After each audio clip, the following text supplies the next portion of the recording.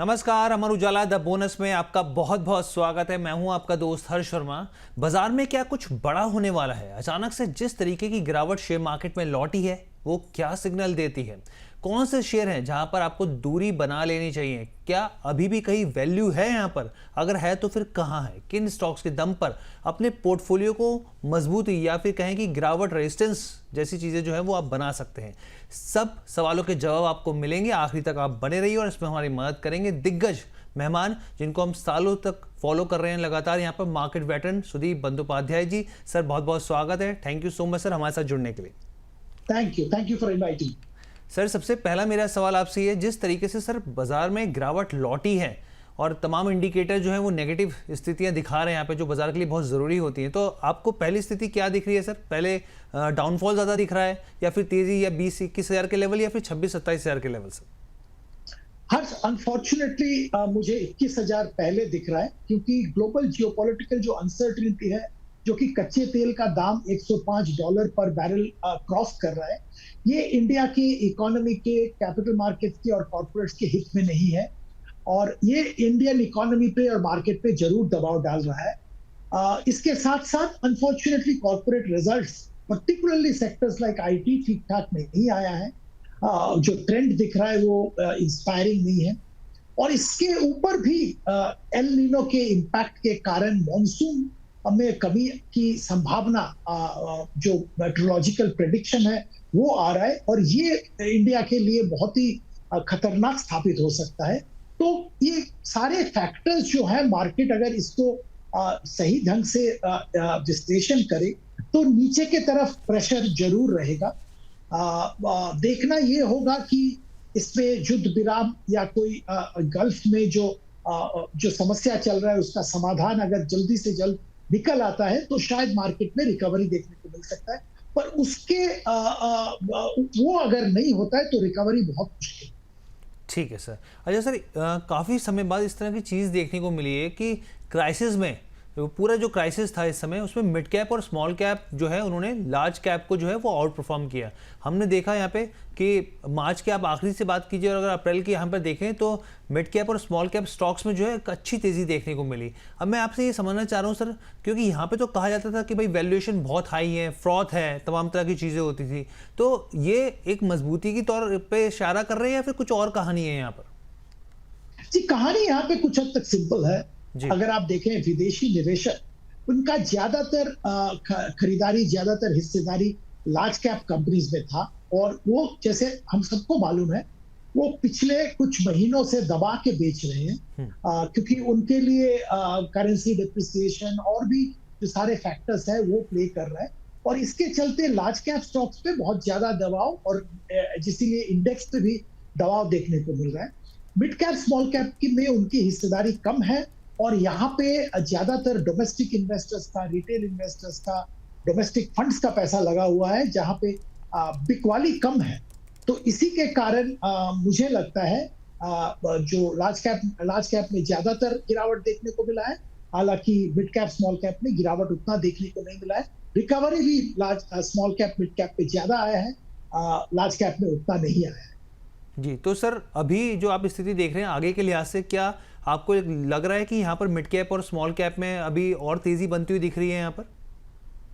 जी, मुझे नहीं दिख रही है, क्योंकि जो बाजार की समस्या है वो धीरे धीरे परकुलेट डाउन कर रहा है। तो सारे निवेशक थोड़ा सतर्क हो रहे हैं। हम लोग निवेशकों से बातचीत करते हैं तो हर कोई निवेशक, मैं कह सकता हूँ कि थोड़ा पर्टर्ब्ड है, थोड़ा चिंतित है मार्केट की स्थिति को लेके और कंटिन्यूअस गिरावट देखने को मिल रहा है। ग्लोबली बहुत सारे अनसर्टन फैक्टर्स दिख रहे हैं, तो थोड़ा सतर्क होना पसंद कर रहे हैं ज्यादातर निवेशक। तो मुझे तो बहुत बड़ा rally small cap mid cap में भी कहीं नहीं दिख रहा है। ठीक है सर, ये बहुत इंपॉर्टेंट चीज़ आपने रखी कि यहाँ पे कि आगे जो है बहुत तेज़ी की संभावना यहाँ पे नहीं दिख रही है यहाँ पे। अच्छा सर, एक चीज़ और मैं आपसे समझना चाहता हूँ, क्योंकि हमारे दर्शक जो हैं, और आपको तो हम लोग लगातार सुनते ही हैं सर, इतने सालों से दर्शक भी आपको फॉलो करते हैं बड़ी संख्या में। क्योंकि वो तमाम कमेंट्री जो है वो सुनते रहते हैं सर यहाँ पर। अब एक मन में कन्फ्यूजन है सर, कन्फ्यूजन ये है कि भाई कहा जा रहा है कि आने वाले क्वार्टर जो है इस क्वार्टर से ज़्यादा ख़राब होंगे, क्योंकि असली असर जो है वो तब दिखने को मिलेगा यहाँ पे, दबाव जो है वो तब देखने को मिलेगा यहाँ पे। अब कोई मान लीजिए कोई मतलब इन्वेस्टर है, वो चाह रहा है कि भाई अभी जो है वैल्यूएशन के लिहाज से मुझे कोई स्टॉक अच्छा पसंद आ रहा है यहाँ पे, तो सर वो अभी खरीदारी करे या फिर वो वेट करे 1-2 क्वार्टर तक भाई कि पहले देख लेते पूरा मूड माहौल यहाँ पे फिर खरीदारी करें? कंफ्यूजन की स्थिति बनी हुई है सर कि वो सोच रहा है कि अभी खरीद ले और बाद में गिर गया तो फिर क्या किया जाएगा? जी आप सही कह रहे हैं। इस जो फोर्थ क्वार्टर के नतीजे जो अब आ रहे हैं, वो तो चलिए लगभग एक महीना उसमें डिस्टरबेंस था, वो भी ज्यादातर कंपनीज के पास इन्वेंट्री रहता है तो उतना बड़ा असर नहीं देखने को मिला। पर फर्स्ट क्वार्टर जहां पे हम आज बैठे हैं, इस क्वार्टर के नतीजे जरूर खराब आएंगे और compare to fourth quarter first quarter के नतीजे जरूर खराब होंगे। पर अगर निवेशक की बात करें स्पेसिफिकली और लॉन्ग टर्म पोर्टफोलियो बिल्डिंग की बात करें, तो मेरी सलाह हमेशा से ये रहा है कि आपको धीरे धीरे आपकी पोर्टफोलियो बनानी चाहिए। मार्केट का टॉप या मार्केट का बॉटम या कोई शेयर का टॉप या बॉटम ये पकड़ना असंभव है, नामुमकिन, और उसकी कोशिश भी नहीं करनी चाहिए। अगर आपको मैं एग्जाम्पल के तौर पे बता रहा हूँ, मुझे अच्छा लगता है लार्सन टुब्रो अच्छा लगता है। अब लार्सन टुब्रो बहुत गिरावट हुआ है। क्यों गिरावट हुआ है? क्योंकि वेस्ट एशिया में उनका जबरदस्त बिजनेस है। करीब 40% उनका ऑर्डर बुक वेस्ट एशिया से आता है। अब वेस्ट एशिया में इतना बड़ा डिस्टर्बेंस चल रहा है तो ऑब्वियसली गिरावट देखने को मिला है। अब कंपनी बहुत अच्छा है, पेडिग्री बहुत अच्छी है, मैनेजमेंट क्वालिटी ठीक है, परफॉर्मेंस हमेशा से ठीक रहा है।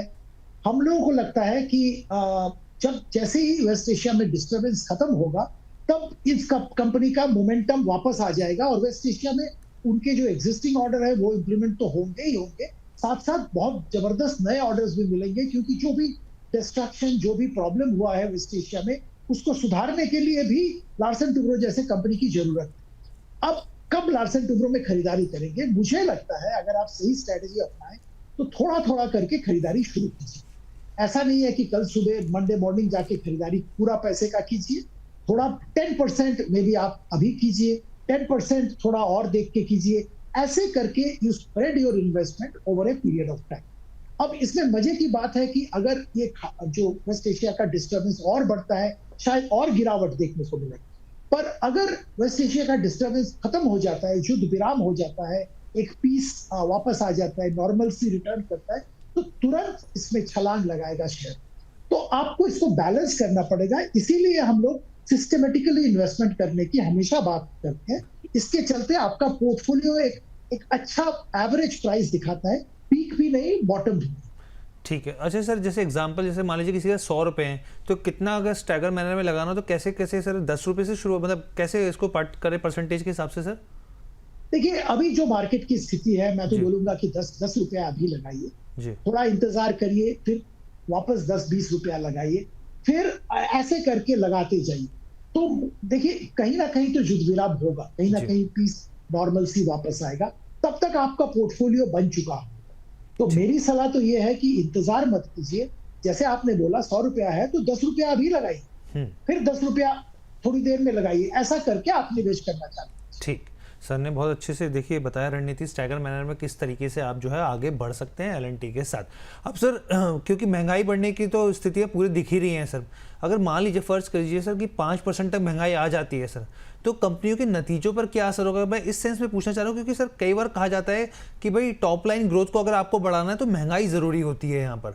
तो ऐसे में क्या हम लोग मान के चलें कि कंपनियों के नतीजों का जो है कुछ कंपनियों पे पॉजिटिव इंपैक्ट हो सकता है, या फिर आप कैसे देख रहे हैं अगर महंगाई 5% पे आती है तो क्या इंपैक्ट आता हुआ दिखेगा? जी, इस जो स्थिति बनी है उसमें ये महंगाई अच्छा नहीं होगा, क्योंकि देखिए ये किस चीज के हो रहा है, ये कॉस्ट पुश है। महंगाई बढ़ रहा है कॉस्ट पुश के कारण, डिमांड पुल के कारण। महंगाई के दो रीजन होते हैं, कॉस्ट पुश या डिमांड पुल। जब डिमांड पुल के चलते महंगाई आती है तो वो अच्छा माना जाता है। यहाँ पे क्या है कि आपकी डिमांड की स्थिति भी अच्छी नहीं होगी, क्योंकि इकोनॉमी में दबाव आएगा, मॉनसून अगर ठीक ठाक नहीं होता है, रूरल डिमांड कम हो जाएगा। इस माहौल में अगर कॉस्ट बढ़ता है तो डिमांड और भी सबड्यूड हो जाएगा। तो ये जो महंगाई की बात हम कर रहे हैं, ये कंपनीज के हित में नहीं होगा, कंज्यूमर्स के हित में नहीं होगा, किसी के हित में नहीं। और हम लोग कुछ देर पहले तक बात कर रहे थे ब्याज दरें कम होंगे और भी इकोनॉमी में ग्रोथ आएगा। अब देखिए उल्टा हो गया, क्योंकि महंगाई बढ़ रहा है, ब्याज दरें कम होने की संभावना नहीं है, ब्याज दरें भी बढ़े। तो सारे डिमांड जो जनरेट हो रहा था, डिमांड बढ़ने की जो उम्मीद थी, वो कुछ हद तक खत्म होते हुए दिख रहा है, जो कि इकोनॉमी के लिए और कंपनीज के लिए हानिकारक। तो मैं तो ये मानता हूं कि अभी इस स्थिति में ये जो इन्फ्लेशन बढ़ रहा है, महंगाई आ रही है, वो किसी के हित में नहीं होगा। स्पेसिफिकली सफर करेंगे कंज्यूमर ड्यूरेबल और रिलेटेड जो कंजम्पशन रिलेटेड थीम्स हैं, वो जरूर सफर करेंगे, जहां पे वो कंज्यूमर इसको पोस्टपोन कर सकता है, जो अपना डिमांड है, क्योंकि महंगाई बढ़ गया है, वो पोस्टपोन करेगा। तो ऐसे सारे सेक्टर्स जहां पे वो पोस्टपोन कर सकते हैं, वो पोस्टपोन करना चालू करेंगे, और उन सेक्टर्स के लिए ये सही नहीं होगा। ठीक है सर, यानी आपने एक बहुत इंपॉर्टेंट पॉइंट रखा सर कि महंगाई के चलते यहाँ पर जो है हम लोगों को एक सेल्स के नंबर, वॉल्यूम के नंबर में भी यहाँ पर जो है वो असर कंपनी में दिख सकता है। तो लेकिन सर एक चीज़ बताइए, जैसे अभी नेस्ले के नतीजे बहुत अच्छे आए, यहाँ पे बजाज के नंबर जो है, यहाँ पर बजाज कंज्यूमर के नंबर जो है वो काफ़ी बेहतर आए, तो वो सिर्फ फौरी तौर पर है, अभी आगे की स्थिति और कमज़ोर दिख रही है?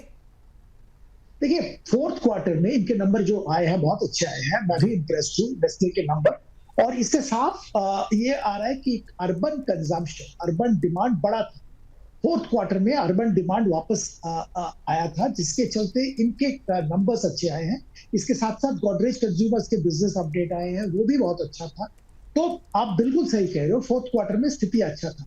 पर अब जो स्थिति बन रहा है फर्स्ट क्वार्टर में, वहां पे बहुत सारे अनिश्चयता, बहुत सारे प्रॉब्लम सामने दिख रहे हैं, इंक्लूडिंग जो मॉनसून का कम होने की संभावना, ये सब सामने आ गया है।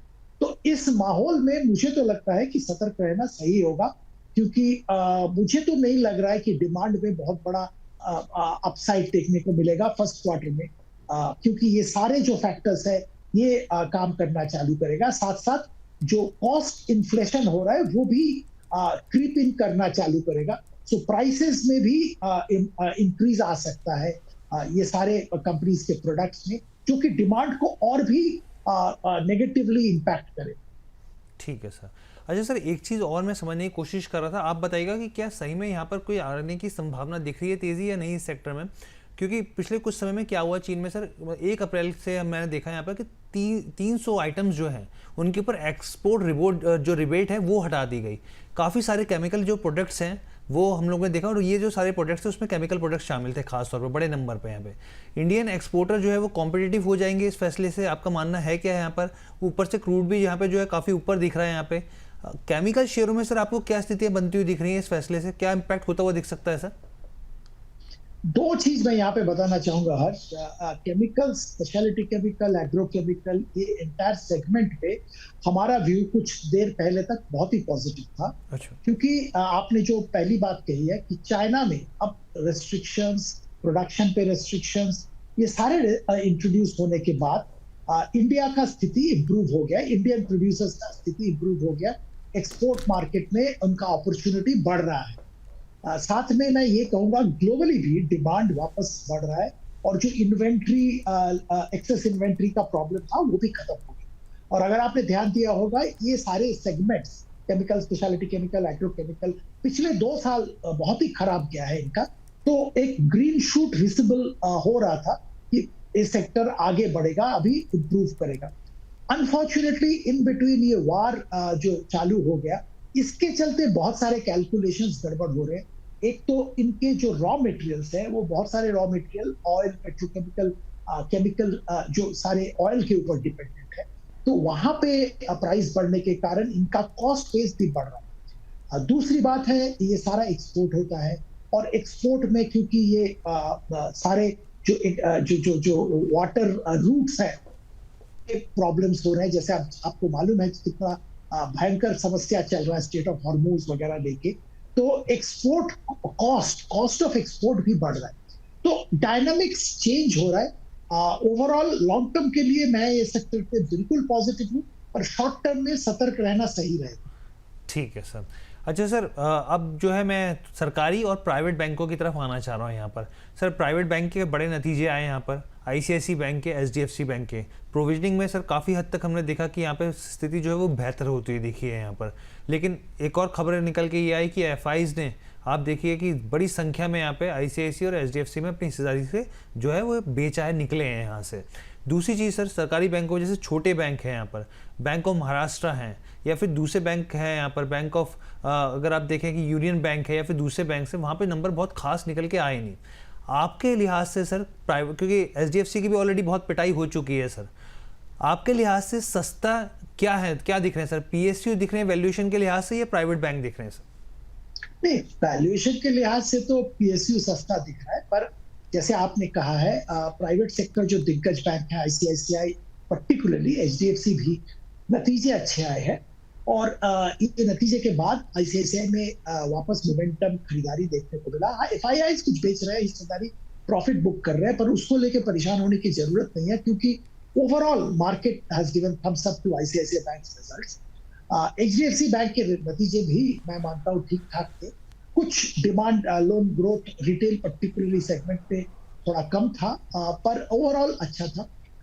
एक्सिस बैंक के नतीजे आएंगे, इंडसइंड के नतीजे आएंगे, आईडीएफसी के नतीजे आएंगे, देखना पड़ेगा कैसे नतीजे आते हैं, पर ओवरऑल प्राइवेट सेक्टर के नतीजे ठीक ठाक आ रहे हैं। Public sector bank particularly union bank में नंबर्स तो ठीक ठाक थे, बट बहुत बड़ा प्रोविजन का ऐलान किया है, और ये प्रोविजन के ऐलान करने से सारा सेक्टर मैं कहूंगा कि गॉट स्कूप्ड, और वो सारे, जैसे आपने बैंक ऑफ महाराष्ट्र वगैरह का बात किया, सारे प्राइसेस में बहुत जबरदस्त गिरावट देखने को मिला यूनियन बैंक के नतीजे डिस्क्लोज करने के बाद, क्योंकि वो जो बड़ा प्रोविजन दिखा उससे मार्केट को घबराहट आ गई है। क्योंकि अगर ऐसा प्रोविजन की बात कर रहे हैं तो बाकी सारे पीएसयू बैंक जिनके बुक्स लगभग एक ही नेचर के हैं, वहां पे भी शायद प्रोविजन की संभावना आ सकती है, इसीलिए वहां पे गिरावट देखने को मिला है। ओवरऑल मैं मानता हूं कि बीएफएसआई के नतीजे Q4 में ठीक ठाक रहेंगे। जैसे कुछ एनबीएफसीज के नतीजे भी आए हैं, वो भी अच्छे हैं। श्रीराम फाइनेंस के नतीजे आए हैं, अच्छा नतीजा, बहुत ही अच्छा नतीजा देखने को मिला है। तो मुझे तो ओवरऑल बीएफएसआई सेगमेंट ठीक लगता है। डिमांड में कुछ दिक्कतें आएंगी फर्स्ट क्वार्टर सेकंड क्वार्टर में, क्योंकि जो वार रिलेटेड जो समस्याएं हैं इसके कारण डिमांड थोड़ा स्लो होगा, और क्रेडिट डिमांड में जो ग्रोथ आ रहा था उसमें रुकावट देखने को मिलेगा। पर बाय एंड लार्ज अगर आप 1 साल 2 साल की बात करें तो मुझे लगता है BFSI is a good sector to be in. ठीक है सर। अच्छा सर, आईटी पे मैं आपका नज़रिया समझना चाहता हूँ। एक हफ्ते के अंदर 10% इंडेक्स टूट गया सर। नतीजे हमने देखे यहाँ पर, टीसीएस के आए सर, इन्फोसिस के आए, सीएल टेक के आए, टेक महिंद्रा के भी नतीजे आए सर। तो इनमें एक मिला जुला रहा, हालांकि ये ज़रूर रहा कि कांस्टेंट करेंसी जो रेवेन्यू है सर, वहाँ पर काफ़ी ज़्यादा डिप देखने को मिला और आगे की गाइडेंस भी कमज़ोर देखने को मिली है। मार्केट ऑलरेडी सर बहुत पिटाई कर चुका है, कितना और पेन बाकी है सर, और किस तरीके की स्ट्रेटेजी बनाए यहाँ पर? देखिए, मैं पहले भी आपके साथ बात करते हुए इसका जिक्र कर चुका हूं। मुझे लगता है आईटी क्षेत्र में अभी भी पेन बाकी है। देखिए, एआई जो रेवोल्यूशन चल रहा है, इसका शुरुआत हम देख रहे हैं अभी, और इसमें बहुत एक्टिविटी, बहुत कुछ आने वाला है जो कि इंडियन आईटी कंपनीज को हर्ट करेगा, सीधी सी बात है। और मैं ये नहीं कह रहा हूं कि ये कंपनीज में कोई प्रॉब्लम है। मैनेजमेंट अच्छा है, बैलेंस शीट स्ट्रॉन्ग है, कैश लिक्विडिटी बहुत अच्छा है, और आने वाले दिनों में ये लोग जरूर अपना काम करने का तरीका एडजस्ट करेंगे एआई डेवलपमेंट के साथ साथ, और अपना बिजनेस मोजो वापस आ जाएगा। पर इसमें टाइम लगेगा। ये जो रीस्ट्रक्चरिंग, रिकैलिब्रेशन जो चल रहा है, ये अगला 1-2 साल चलेगा। कौन कब तैयार हो जाएगा इसको फेस करने के लिए, वो बताना अभी मुश्किल है, पर ये फेज अभी चल रहा है, और इस फेज में पेन दिखने को मिलेगा, जो कि दिख रहा है सारे आईटी कंपनीज में, ये पेन दिख रहा है। अब कोई क्वार्टर में प्रॉफिट अच्छा हो जाएगा, करेंसी डेप्रिसिएशन हो गया, उसका फायदा मिल गया, प्रॉफिट हो गया, ये सब होगा। पर फंडामेंटली अगर आप देखें तो एआई रिलेटेड जो डिस्ट्रप्शन है, इसके कारण Indian IT companies, particularly large cap IT companies, इनका रिकैलिब्रेशन ऑफ बिजनेस मॉडल जरूरी हो गया है, उसमें थोड़ा टाइम लगेगा। तो आपको इसमें थोड़ा दूरी बनाए रखना बेहतर होगा। अब मैं एग्जाम्पल के तौर पे बता रहा हूँ, एक्सेंचुअर, इनके नतीजे भी आए, इंडिया में लिस्टेड नहीं है, पर यहाँ पे साफ दिख रहा है कि उन्होंने एआई की तरफ अपना बिजनेस ट्यून कर लिया है। AI related revenue, AI related project उसमें पूरी तरह से घुस गए हैं, और उनका परफॉर्मेंस भी अच्छा है। तो यही टर्न इंडियन आईटी कंपनीज को भी लेना पड़ेगा, और जितना जल्दी, जितना सक्सेसफुल इस दिशा में वो हो जाएंगे, उनका बिजनेस उतना जल्दी सुधर जाएगा। ठीक है, यानी कि सर एक लंबा अभी जो है स्थितियाँ जो है, क्योंकि एकदम से मोल्ड होना बहुत मुश्किल होता है यहाँ पे, जाइंट कंपनी है तो वो अलग बात हो जी जाती है। तो यानी कि जी लंबा अभी देखने को मिल सकता है पेन सर। जी बिल्कुल ठीक। सही। अच्छा सर, कोई ऐसे सेक्टर्स आपको नजर आ रहे हैं जहाँ पर एक सुपर साइकिल लौटता हुआ दिख रहा हो, या फिर एक ऐसे सेक्टर जहाँ से बिल्कुल दूरी बना के रखनी चाहिए यहाँ पर? भी बना के रखना चाहिए। अच्छा, दूरी तो मुझे लगता है आईटी से ही बना के रखना चाहिए, तो जी इसीलिए मैं आईटी का जिक्र कर रहा था। जी। और आप अगर उल्टा पूछेंगे मुझे कौन से सेक्टर में अच्छा लग रहा है कि जहां पे घुसना चाहिए, हम्म जहां पे आपको निवेश करना चाहिए, वो तो मुझे फार्मा सेक्टर लग रहा हम्म है। ओवरऑल फार्मा में मैं बहुत पॉजिटिव, मुझे लगता है फार्मा सेक्टर, आईटी सेक्टर 20 साल पहले जहां था इंडिया में, आज फार्मा सेक्टर वहीं पे खड़ा है। एक कस्प ऑफ क्वांटम जंप मैं कह सकता हूं इसको। और वो दिशा में इंडियन फार्मा अभी जा रहा है। ये सारे जेनेरिक एपीआईज, ये जो करने वाले कंपनीज हैं, इनके लिए टैरिफ का भी कोई प्रॉब्लम नहीं हुआ है, किसी तरह से कोई प्रॉब्लम नहीं है। वार जो रिलेटेड ऑयल प्राइस, ये सब से कोई इनका लेना देना नहीं है। तो बिल्कुल सेफ और लॉन्ग टर्म ग्रोथ लाने वाला सेक्टर फार्मा होगा। और एक चीज ध्यान में रखिए, यहाँ पे मल्टीपल्स भी बहुत ज्यादा नहीं है कंपेरेटिव। अगर बाकी सेक्टर से, बाकी कंपनी से आप कंपेयर करें, ऐसा कोई भयंकर बड़ा मल्टीपल नहीं है जो कि अनरियलिस्टिक। तो यहाँ पे खरीदारी करना चाहिए, हिस्सेदारी बढ़ाना चाहिए लॉन्ग टर्म। ठीक है सर। अच्छा सर, मेरा आपसे यहाँ पर जो है एक आखिरी जो एक दो क्वेश्चंस हैं सर, मैं आपसे समझना चाह रहा हूँ सर, क्योंकि हम लोग दर्शकों से आपको फॉलो कर रहे हैं यहाँ पर, और आपकी जो रणनीति होती है वो बहुत सटीक बैठती है सर। मैं ये समझना चाह रहा हूँ कि अगर निवेशकों को सर अपने पोर्टफोलियो को मजबूती देनी हो आपकी नज़र में, क्योंकि आपने एक एल का नाम लिया भाई, लार्सन टोब्रो, कि भाई ये एक स्टॉक है जो आपको स्टैगर मैनर में यहाँ पे एक्यूमुलेट करना चाहिए। सर 3 या 5 ऐसे स्टॉक्स आप बता सकते हैं अपने हमारे दर्शकों को जो यहाँ पर कम से कम उनको ये एक विश्वास में रहे कि भाई हाँ, ये स्टॉक्स के कम से कम हमारे जो पोर्टफोलियो उस पर मजबूती के तौर पर यहाँ पे देखा जा सकता है। दूसरा एक स्टॉक का मैं जिक्र करूंगा जहां पे आप खरीदारी कर सकते हैं, कंज्यूमर ड्यूरेबल सेक्टर का दिग्गज कंपनी, पर लार्ज कैप नहीं है, यूरेका फूड्स। ये देखिए 3 सेगमेंट में काम करता है, vacuum cleaner, water purifier, air purifier, और तीनों सेगमेंट में लीडरशिप है। मैनेजमेंट चेंज कुछ दिन पहले हुआ है और एफिशिएंसी कंटिन्यूअसली बढ़ रहा है। अपॉर्चुनिटी इनफाइनाइट है ये तीनों सेगमेंट में लीडरशिप है। तो यहाँ पे खरीदारी किया जा सकता है लॉन्ग टर्म। ठीक है। फार्मा का जिक्र मैं ओवरऑल एज ए सेक्टर कर चुका हूँ। मुझे लगता है यहाँ पे जो दिग्गज कंपनी है सन फार्मा, वहां पे खरीदारी की जा सकती है। या इन दिनों में सन फार्मा एक बहुत बड़ा एक्विजिशन यूएस में करने की कोशिश कर रहा है। थोड़ा बहुत ऊपर नीचे शेयर प्राइस हो सकता है, पर फंडामेंटली लॉन्ग टर्म के लिए वैल्यूएशन के हिसाब से यहाँ पे जरूर खरीदारी की जा सकती है। दूसरा एक कंपनी जहाँ पे वैल्यूएशन फार्मा के में ही अट्रैक्टिव है compare to other pharma companies, Aurobindo pharma, यहाँ पे भी मुझे लगता है खरीदारी की जा सकती है लॉन्ग टर्म के लिए।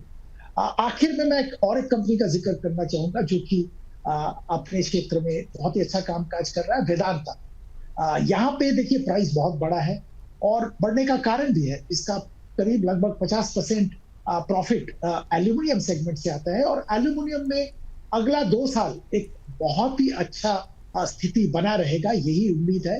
क्योंकि डिमांड सप्लाई जो इक्वेशन है उसमें डिमांड जबरदस्त ज्यादा है, तो तगड़ा रहेगा एल्यूमिनियम के प्राइसेस। साथ साथ जो ये युद्ध हो रहा है उसके कारण लगभग 10% ग्लोबल एल्यूमिनियम सप्लाई डिसरप्ट हो गया है, वो भी एल्यूमिनियम प्राइस को तगड़ा रखेगा। और वेदांता का परफॉर्मेंस एल्यूमिनियम से और भी इंप्रूव होगा।